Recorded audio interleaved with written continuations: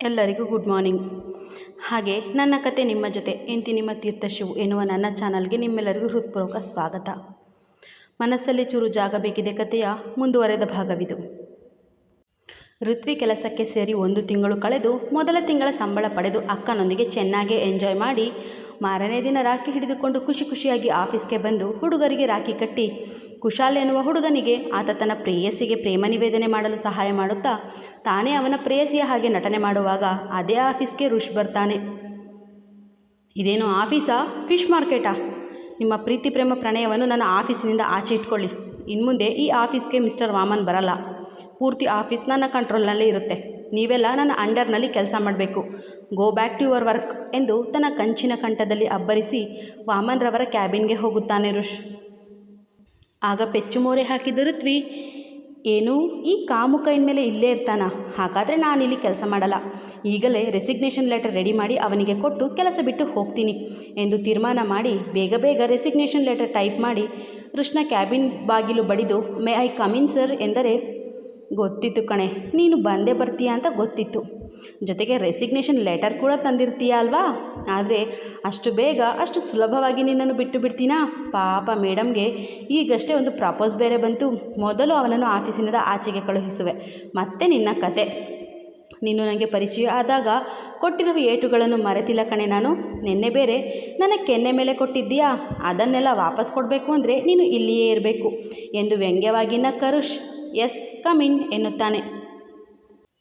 ಒಳಗೆ ಬಂದು ತನ್ನೆದುರು ನಿಂತ ಹುಡುಗಿಯನ್ನೇ ಅಡಿಯಿಂದ ಮುಡಿಯವರೆಗೆ ದಿಟ್ಟಿಸಿ ನೋಡುವ ಋಷ್ ಮೆರೂನ್ ಬಣ್ಣದ ಚಂದದ ಚೂಡಿದಾರ್ನಲ್ಲಿ ಅರೆಬಿರಿದ ಗುಲಾಬಿಯ ಹಾಗೆ ಕಾಣುತ್ತಿದ್ದ ಹುಡುಗಿಯ ಮೇಲಿಂದ ಕಣ್ಣು ಕೀಳಲಾಗದೆ ಚಡಪಡಿಸುತ್ತಿದ್ದರೆ ಅವಳೋ ಸರಿ ಇದ್ದ ದುಪ್ಪಟ್ಟವನ್ನು ಮತ್ತೂ ಸರಿ ಮಾಡಿಕೊಳ್ಳುತ್ತಾ ಅವನೆದುರು ತನ್ನ ರಾಜೀನಾಮೆ ಪತ್ರವನ್ನು ಇಡುತ್ತಾಳೆ. ಅದೇನು ಎಂದು ತಿಳಿದಿದ್ದರೂ ಬೇಕೆಂದೇ ವಾಟ್ ಈಸ್ ದಿಸ್ ಎನ್ನುತ್ತಾನೆ ಋಷ್. ಆಫೀಸಿನಲ್ಲಿ ಇರುವುದಕ್ಕೋ ಅಥವಾ ಹಗಲು ಹೊತ್ತಲ್ಲಿ ಅಣ್ಣ ಕುಡಿಯುವುದಿಲ್ಲದಕ್ಕೋ ಏನೋ ಹುಡುಗ ಬಲು ಗಂಭೀರವಾಗಿದ್ದಾನೆ. ಸರ್, ಇದು ನನ್ನ ರಾಜೀನಾಮೆ ಪತ್ರ ಸರ್. ನಾನು ಇವತ್ತೇ ಕೆಲಸ ಬಿಡ್ತೀನಿ. ನೀವು ಒಪ್ಪಿಗೆ ಕೊಟ್ಟರೆ ನಾನು ಈಗಲೇ ಹೋಗ್ತೀನಿ ಎಂದು ಸಾವಧಾನವಾಗಿ ಹೇಳುತ್ತಾಳೆ ಋತ್ವಿ. ಕೊಡಲ್ಲ, ಒಪ್ಪಿಗೆ ಕೊಡಲ್ಲ.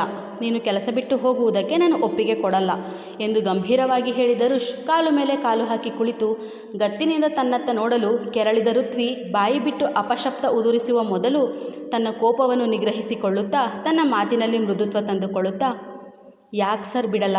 ನಿನ್ನೆಯವರೆಗೂ ನಾನು ನನ್ನೆಲ್ಲ ಕೆಲಸವನ್ನು ಮಾಡಿದ್ದೇನೆ. ನನಗೆ ಇಲ್ಲಿ ಕೆಲಸ ಮಾಡೋಕ್ಕೆ ಇಷ್ಟವಿಲ್ಲ. ಅದಕ್ಕೆ ನನ್ನ ರಾಜೀನಾಮೆಯನ್ನು ಸ್ವೀಕರಿಸಿ ಎಂದರೆ, ಆಹಾಹಾ, ಎಷ್ಟು ನೈಸಾಗಿ ಮಾತಾಡ್ತಾ ಇದೆಯಾ ನೋಡೆ ನೀನು. ಯಾರಾದರೂ ಮೊದಲ ಸಲ ನಿನ್ನ ಮಾತು ಕೇಳಿದರೆ ಸಾಕು ಕಣೆ, ಫುಲ್ ಫ್ಲ್ಯಾಟಾಗಿ ಬಿಡ್ತಾರೆ. ಹೇಳ್ದೆ ತಾನೇ ನಿನ್ನನ್ನು ಬಿಡಲ್ಲ ಅಂತ. ನಾನಾಗಿ ನಾನೇ ನಿನ್ನನ್ನು ಕೆಲಸದಿಂದ ತೆಗೆಯುವವರೆಗೂ ನೀನು ಎಲ್ಲಿಗೂ ಹೋಗುವ ಹಾಗಿಲ್ಲ. ನಾನು ಬೇಡ ಎನ್ನುವವರೆಗೂ ನೀನು ನನ್ನ ಜೊತೆಯಲ್ಲೇ ಇರಬೇಕು. ಯಾಕಂದರೆ ನೀನೀಗ ಯಾರು ಹೇಳು? ನನ್ನ ಪರ್ಸ್ನಲ್ ಸೆಕ್ರೆಟ್ರಿ, ನನ್ನ ಪರ್ಸ್ನಲ್ ಅಸಿಸ್ಟೆಂಟ್, ಎಲ್ಲವೂ. ಅಂದರೆ ನನ್ನೆಲ್ಲ ಪರ್ಸ್ನಲ್ ಕೆಲಸಕ್ಕೆ ನೀನೇ ಬೇಕು ಎಂದು ವ್ಯಂಗ್ಯವಾಗಿ ನುಡಿದ ಋಷ್ ಮತ್ತೆ ಅವಳನ್ನೇ ಅಡಿಯಿಂದ ಮುಡಿಯವರೆಗೂ ದಿಟ್ಟಿಸಿ ನೋಡುತ್ತಾ, ಏನಿವತ್ತು ಫುಲ್ ಮಿಂಚಿಂಗಾ? ಹೊರಗಡೆ ಭಾರಿ ಪ್ರಪೋಸ್ ಬೇರೆ ನಡೆಯುತ್ತಿತ್ತು. ಮೇಡಮ್ ಆಗಲೇ ಲವರ್ನ ಹುಡುಕಿಕೊಂಡು ಬಿಟ್ಟಿದ್ದೀರಾ? ನಿಮಗೆ ಗಿಫ್ಟ್ ಕೊಟ್ಟೇ ಪ್ರಪೋಸ್ ಮಾಡಬೇಕಾ? ಹಾಗೇ ಪ್ರಪೋಸ್ ಮಾಡಿದ್ರೆ ನೀನು ಒಪ್ಪಿಗೆ ಹೇಳಲ್ವಾ? ಅದು ನಿಜ ಬಿಡು. ದುಡ್ಡಿಗಾಗಿ ಏನು ಬೇಕಾದರೂ ಮಾಡುವವಳು ತಾನೆ ನೀನು. ಅದಕ್ಕೆ ಅಲ್ವಾ ಅಲ್ಲಿದ್ದಿದ್ದು. ಮತ್ತು ಇನ್ನೇನೋ ಹೇಳ್ತಾ ಇದ್ದೆ, ರೊಮ್ಯಾಂಟಿಕ್ಕಾಗಿ ಪ್ರಪೋಸ್ ಮಾಡು ಅಂತ. ಯಾಕೆ ನಿಮಗೆ ರೊಮ್ಯಾನ್ಸ್ ಅಂದರೆ ಅಷ್ಟೂ ಇಷ್ಟನಾ? ಇಷ್ಟು ವರ್ಷದಲ್ಲಿ ತೃಪ್ತಿ ಸಿಕ್ಕಿಲ್ವಾ ಎಂದು ಅವಳನ್ನು ಕುಚೋದ್ಯ ಮಾಡಲು ಇಷ್ಟು ಹೊತ್ತು ಕಷ್ಟಪಟ್ಟು ಸಹಿಸಿದ್ದ ತಾಳ್ಮೆಯನ್ನು ಗಾಳಿಗೆ ತೂರಿದ ಋತ್ವಿ, ಹೌದು ಕಣೋ, ನನಗೆ ರೊಮ್ಯಾನ್ಸ್ ಇಷ್ಟ, ಅದಕ್ಕೆ ಅಲ್ಲಿದ್ದೆ. ನಿನಗೆ ಇಷ್ಟ ಇಲ್ವಾ? ನಿನಗೆ ರೊಮ್ಯಾನ್ಸ್ ಇಷ್ಟವಿಲ್ಲದೆ ಅಲ್ಲಿಗೇನು ಪೂಜೆ ಮಾಡೋದಕ್ಕೆ ಬಂದಿದ್ಯಾ? ನೀನು ಸಹ ಅದಕ್ಕೆ ತಾನೇ ಬಂದಿದ್ದೆ. ನಿನ್ನ ದೈಹಿಕ ತೃಪ್ತಿ ಪೂರ್ತಿ ಮಾಡಿಕೊಳ್ಳುವುದಕ್ಕೆ ತಾನೇ ಬಂದಿದ್ದೆ ಎಂದು ಜೋರು ಮಾಡಿದಾಗ ಕೋಪದಿಂದ ಮೇಲೆದ್ದು ಅವಳನ್ನು ತನ್ನತ್ತ ಸೆಳೆದುಕೊಂಡ ಋಷ್ ಇನ್ನೊಂದು ಸಲ ಅಲ್ಲಿನ ವಿಷಯವಾಗಿ ಮಾತನಾಡಿ ಆ ಕೆಟ್ಟ ಕ್ಷಣಗಳನ್ನು ನೆನಪು ಮಾಡಿದರೆ ನಾನು ಸುಮ್ಮನೆ ಇರಲ್ಲ ಎಂದರೆ, ನೀನು ಮಾತಾಡೋದು ಸರಿನಾ? ಅವತ್ತು ನೀನೇ ತಾನೇ ಆ ವಿಷಯವನ್ನು ಇಬ್ಬರು ಮರಿಬೇಕು ಅಂದಿದ್ದು. ಈಗಲೂ ನೀನೇ ತಾನೇ ಆ ಮಾತನ್ನು ಆರಂಭಿಸಿದ್ದು. ನೀನು ನನ್ನ ಬಗ್ಗೆ ಹೇಳಿದರೆ ನಾನು ನಿನ್ನ ಬಗ್ಗೆ ಹೇಳ್ತೀನಿ. ಹೇಗೆ ನೋಡಿದರೂ ಇಬ್ಬರದು ಒಂದೇ ವಿಷಯ ಎನ್ನುತ್ತಾ ಅವನ ಕೈಯಿಂದ ತನ್ನ ತೋಳನ್ನು ಬಿಡಿಸಿಕೊಳ್ಳಲು ನೋಡುತ್ತಾಳೆ ಋತ್ವಿ. ಆಗ ದವಡೆ ಬಿಗಿದ ಋಷ್, ಹೋಗಿ ಕೆಲಸ ನೋಡ್ಕೊ, ಇವತ್ತಿನ ನನ್ನ ಶೆಡ್ಯೂಲ್ ರೆಡಿ ಮಾಡಿ ತೆಗೆದುಕೊಂಡು ಬಾ ಎಂದಾಗ, ಮಾಡಲ್ಲ, ಕೆಲಸನೇ ಮಾಡಲ್ಲ ಅಂದಮೇಲೆ ಶೆಡ್ಯೂಲ್ ಯಾಕೆ ರೆಡಿ ಮಾಡಲಿ?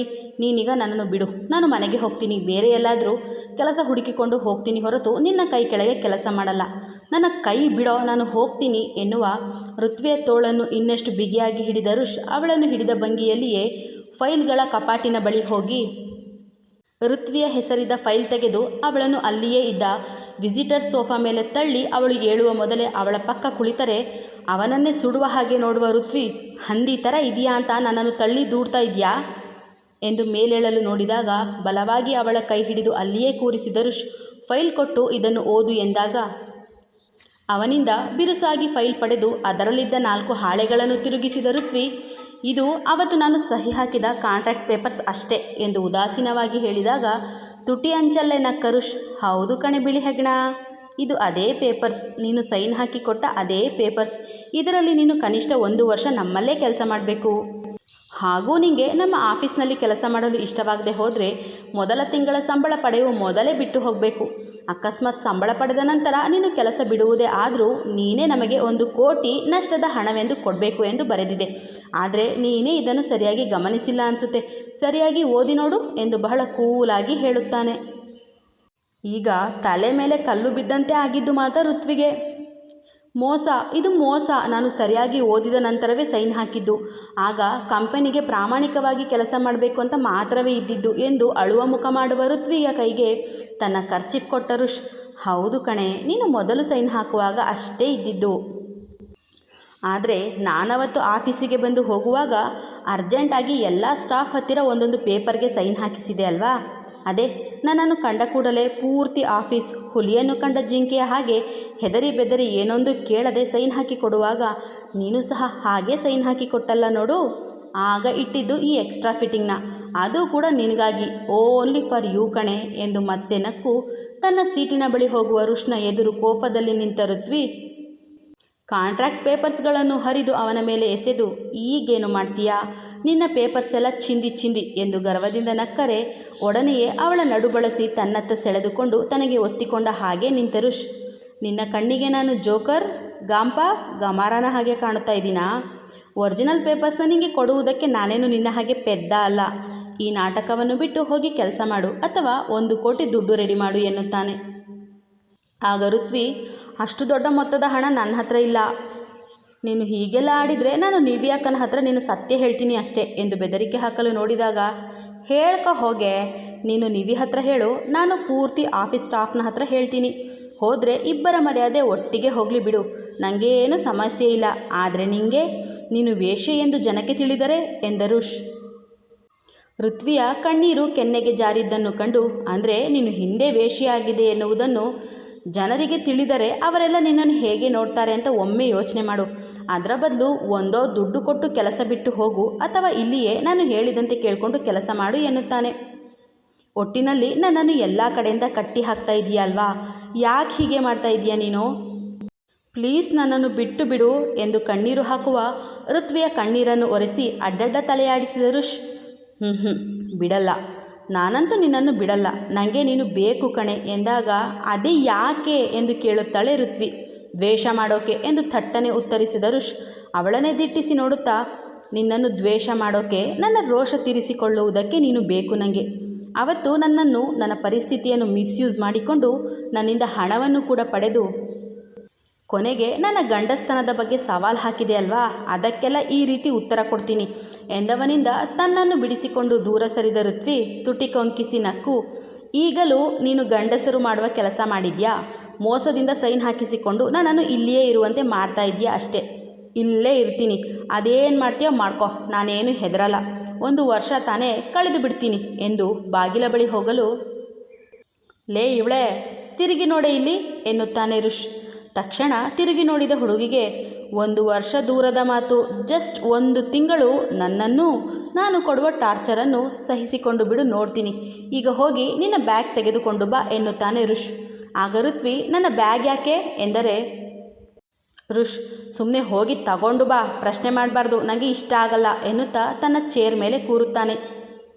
ಈ ಹಂದಿಗೆ ಏನು ಬಂದಿದೆ ರೋಗ ಎಂದು ಒಳಗೊಳಗೆ ಬೈದು ತನ್ನ ಬ್ಯಾಗ್ ತಂದು ಅವನೆದುರು ಹಿಡಿಯುತ್ತಾಳೆ ಋತ್ವಿ. ಅವಳ ಬ್ಯಾಗಿನಿಂದ 2 ಪುಟ್ಟ ಟಿಫನ್ ಬಾಕ್ಸ್ ತೆಗೆದು ಆಚೆಗೆ ಇಟ್ಟು ಪೂರ್ತಿ ಬ್ಯಾಗ್ ತಡಕಾಡಿದ ರುಷ್, ನೀನೇನೇ ನೀನು? ಬ್ಯಾಗಲ್ಲಿ ಲಿಪ್ಸ್ಟಿಕ್, ಕಾಡಿಗೆ, ಫೇಸ್ ಕ್ರೀಮ್, ಪೌಡರ್, ಬಾಚಣಿಗೆ ಏನೂ ಇಟ್ಟಿಲ್ಲ ಎನ್ನುತ್ತಾ ಅವಳ ಪರ್ಸ್ ತೆರೆದು ಅದರಲ್ಲಿದ್ದ ದುಡ್ಡನ್ನು ನೋಡಿ ವಾಪಸ್ ಅಲ್ಲಿಯೇ ಇಟ್ಟು, ಓಹೋಹೋ, ಅದ್ವಿತೀಯ ಅಕ್ಕ ತಂಗಿಯರ ಪಾಸ್ಪೋರ್ಟ್ ಸೈಜ್ ಫೋಟೋ ಬೇರೆ ಇಟ್ಟಿದ್ದೀಯಾ ಎಂದರೆ ಅದೆಲ್ಲ ನಿನಗ್ಯಾಕೆ ಎಂದು ಜೋರು ಮಾಡಿದ ಋತ್ವಿಗೆ, ಇದು ಆಫೀಸ್ ಕಣೆ, ನಾನು ನಿನ್ನ ಯಜಮಾನ ಅನ್ನೋದು ನೆನಪಿರಲಿ ಎಂದು ಗಡುಸಾಗಿ ನುಡಿದ ರುಷ್ನ ಮಾತಿಗೆ ಹುಬ್ಬುಗಂಟು ಮಾಡಿ, ಸಾರಿ ಸರ್, ಅದೆಲ್ಲ ನಿಮಗ್ಯಾಕೆ, ನನ್ನ ಬ್ಯಾಗ್ ಮತ್ತು ಪರ್ಸ್ ಕೊಡಿ ಎಂದರೆ, ಕೊಡ್ತೀನಿ, ಅದಕ್ಕೂ ಮೊದಲು ಹೋಗಿ ನನಗೆ ಟೀ ತೆಗೆದುಕೊಂಡು ಬಾ ಎನ್ನುತ್ತಾನೆ ರುಷ್. ಮುದ್ದು ಮುಖವನ್ನು ಗಡಿಗೆ ಗಾತ್ರ ಮಾಡಿಕೊಂಡೇ ಕ್ಯಾಂಟೀನ್ಗೆ ಹೋಗಿ ಟೀ ತಂದು ಕೊಡುತ್ತಾಳೆ ಋತ್ವಿ. ಆಗ, ನಾನು ಹೇಳಿದ್ದು ಬ್ಲ್ಯಾಕ್ ಟೀ. ನಾನು ಹೇಳಿದ್ದು ಬರೀ ಬ್ಲ್ಯಾಕ್ ಟೀ ಅಲ್ಲ, ಲೆಮನ್ ಟೀ. ನನಗೆ ಐಸ್ ಇಲ್ಲದ ಟೀ ಕುಡಿದು ಅಭ್ಯಾಸವಿಲ್ಲ. ಹೀಗೆ ಒಂದು ಟೀಗೆ 4 ಸಲ ಅವಳನ್ನು ಅಲೆಸಿದ ರುಷ್ ಅವಳೆದುರು ಅವಳ ಟಿಫನ್ ಬಾಕ್ಸ್ ತೆರೆದು, ವಾವ್, ಘಮ್ಮಂತ ಇದೆಯಲ್ಲೇ, ಅಡುಗೆ ಚಂದ ಮಾಡ್ತೀಯ ಅನಿಸುತ್ತೆ ನೀನು. ನಮ್ಮ ಮನೆಯಲ್ಲಿ ದೋಸೆ ಮಾಡಿದರೆ ಯಾಕೆ ಹೀಗೆ ಗಮ್ಮನ್ನಲ್ಲ ಮತ್ತೆ ಎನ್ನುತ್ತಾ ದೋಸೆಗೆ ಗೊಜ್ಜು ನೆಂಚಿ ತಿಂದ ರುಷ್. ಸೂಪರ್ ಸೂಪರ್, ಲೇ ಇವಳೇ, ಇದು ಯಾವ ತರಕಾರಿನೇ, ಮಮ್ಮಿಗೆ ಇದನ್ನೇ ತರುವುದಕ್ಕೆ ಹೇಳ್ತೀನಿ ಎನ್ನಲು ಅವನನ್ನೇ ನೋಡುತ್ತಿದ್ದ ಋತ್ವಿ, ಹಂದಿ ಧಡಿಯ ಹೇಗೆ ತಿಂತಾ ಇದ್ದಾನೆ ನೋಡು ಎಂದುಕೊಳ್ಳುವಾಗ, ಯಾವಳೆ ಅವಳು, ನಾನು ಮಾತಾಡ್ತಾ ಇದ್ರು ಮನದೊಳಗೆ ನನಗೇ ಬೈತಾ ಇರೋದು ಎಂದು ಕಿರುಚುತ್ತಾನೆ ರುಷ್. ಆಗ ಅವನೆಡೆಗೆ ನೋಡುತ್ತಾ, ಅದು ಪಡವಲಕಾಯಿ ಕಡಲೆಬೇಳೆ ಗೊಜ್ಜು ಸರ್ ಎನ್ನುತ್ತಾಳೆ ಋತ್ವಿ. ಏನೋ ಕಡಲೆಕಾಯಿ ಗೊಜ್ಜಾ? ಮತ್ತೆ ಇದರಲ್ಲಿ ಕಡಲೆಕಾಯೇ ಇಲ್ವಲ್ಲ, ಆದರೂ ಚೆನ್ನಾಗೇ ಇದೆ.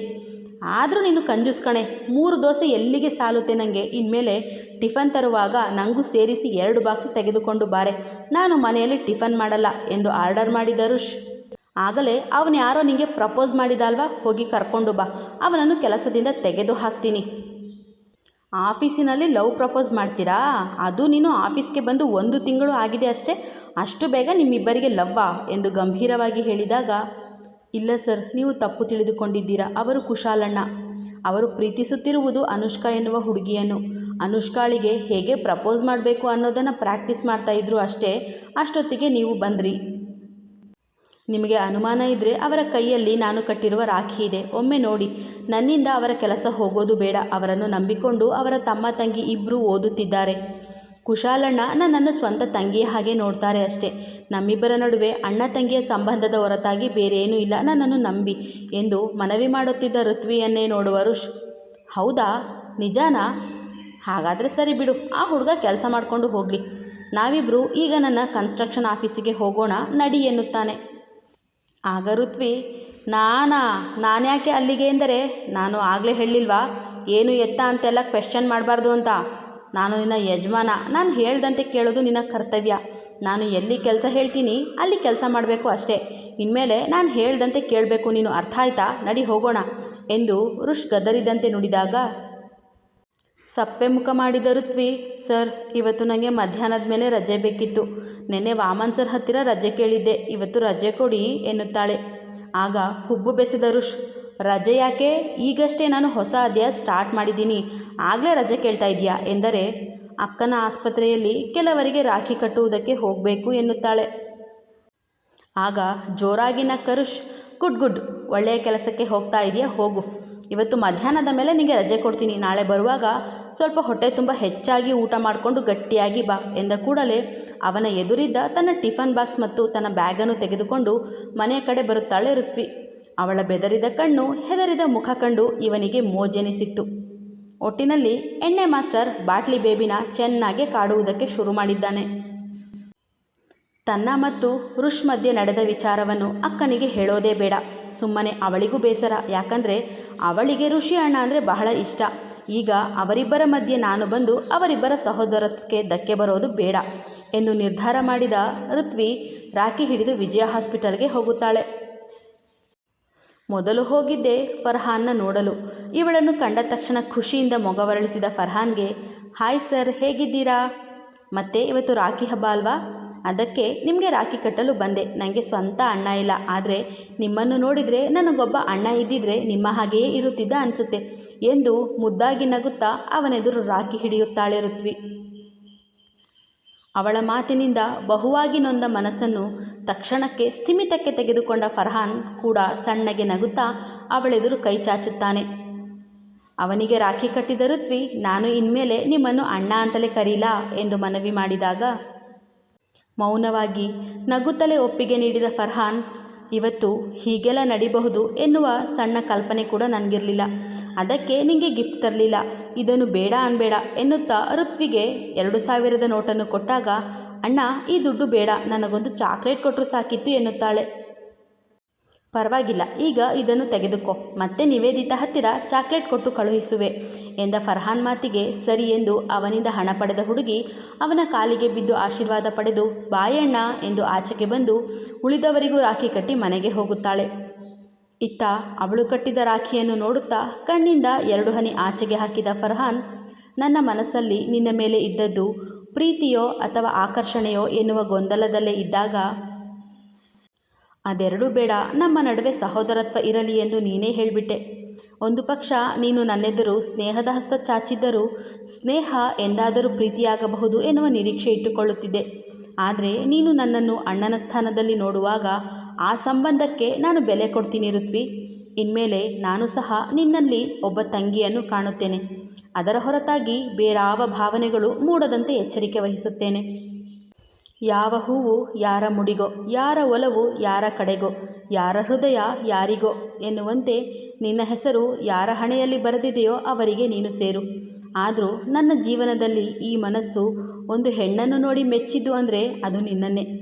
ಹಾಗಂತ ಇನ್ನು ಮುಂದೆ ನಿನ್ನ ಬಗ್ಗೆ ಆ ರೀತಿಯ ಭಾವನೆಗಳು ಬರುವುದಿಲ್ಲ. ನನ್ನ ಮನಸ್ಸನ್ನು, ನನ್ನ ಭಾವನೆಗಳನ್ನು ಕಂಟ್ರೋಲ್ ಮಾಡಿಕೊಳ್ಳುವ ಶಕ್ತಿ ನನ್ನಲ್ಲಿದೆ. ನೀನೇ ಹೇಳಿದಂತೆ ನೀನು ನನಗೆ ತಂಗಿ ಎಂದೇ ಭಾವಿಸುವೆ ಎಂದುಕೊಳ್ಳುತ್ತಾನೆ. ಡಾಕ್ಟರ್ ಹುಡುಗ ಎಷ್ಟು ಒಳ್ಳೆಯವನು ಅಲ್ವಾ? ಕಥೆ ಮುಂದುವರಿಯುವುದು ಎಂದಿನಂತೆ ನಿಮ್ಮ ಪ್ರೋತ್ಸಾಹದ ನಿರೀಕ್ಷೆಯಲ್ಲಿ. ಹಾಗೆ ಕತೆ ಇಷ್ಟ ಆಗ್ತಾ ಇದ್ದರೆ ಲೈಕ್ ಮಾಡಿ, ಕಮೆಂಟ್ ಮಾಡಿ, ಶೇರ್ ಮಾಡೋದನ್ನು ಮರಿಬೇಡಿ. ನಿಮ್ಮ ಕಮೆಂಟ್ಗಳು, ಸಲಹೆಗಳು ಅತ್ಯಗತ್ಯವಾಗಿರುತ್ತೆ. ಹಾಗೆ ಹೆಚ್ಚೆಚ್ಚು ಜನ ಸಬ್ಸ್ಕ್ರೈಬ್ ಮಾಡಿಕೊಂಡು ನನ್ನ ಚಾನಲ್ಗೆ ಸಪೋರ್ಟ್ ಮಾಡಿ. ಕತೆ ಕೇಳಿದ್ದಕ್ಕೆ ಧನ್ಯವಾದಗಳು.